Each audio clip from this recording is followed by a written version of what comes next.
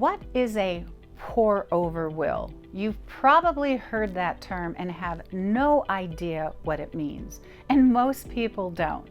So let me explain. Hi, I'm Lynn St. estate planning and elder law attorney here in Washington. So a pour-over will is simply a will. It is a type of will. It's no different than any other kind of will. So why is it called pour-over?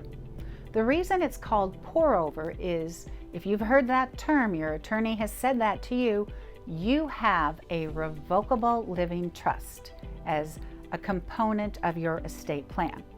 So a revocable living trust is a document that you sign as your estate planning, as part of your estate plan, and the purpose of it is so that upon your death, you don't need to go through a probate process. So let's say you and your spouse have a revocable living trust. The idea is that when the first of you dies, everything probably goes to the surviving spouse. When both of you die, maybe everything goes down to your children or wherever you want it to go.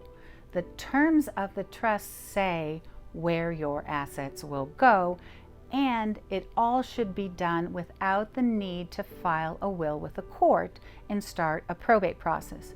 Now, probates here in the state of Washington are pretty easy, but they do cost money. Whenever you're working with a lawyer, there are going to be legal fees, and legal fees are not inexpensive.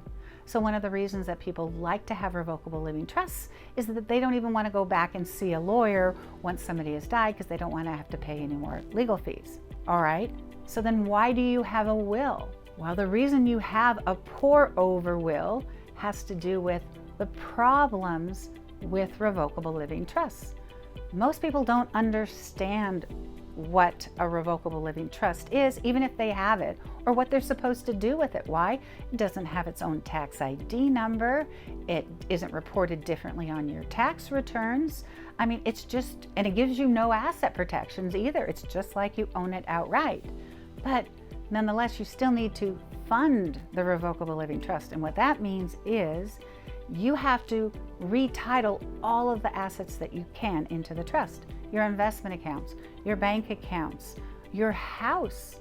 You need to do a deed, taking it from your name and your spouse's name and putting it into the name of the trustees of the trust, your name and your spouse's name as trustees of your revocable living trust.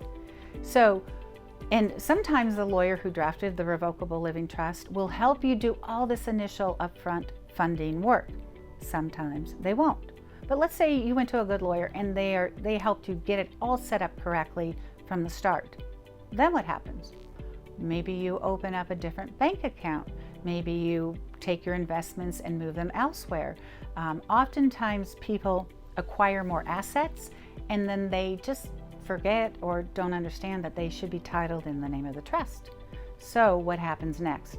When the first spouse dies, for example, there could be assets that are outside of the trust, and there may need to be a probate because a trust can only handle assets that are in it. If it's not titled in the name of the trust has no effect over that asset.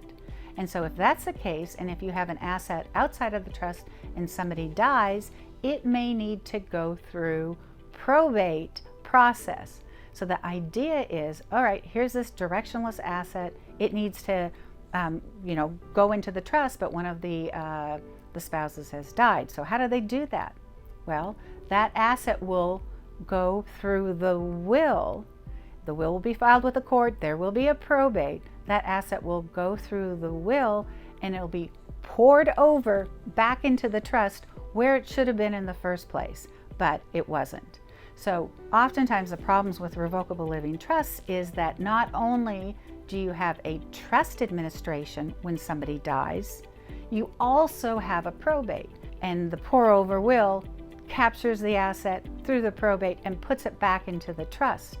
So you tried to avoid probate, but really not uncommonly what happens is if you have a revocable living trust, you might end up with a trust administration plus a probate and a lot more legal fees than you ever counted on.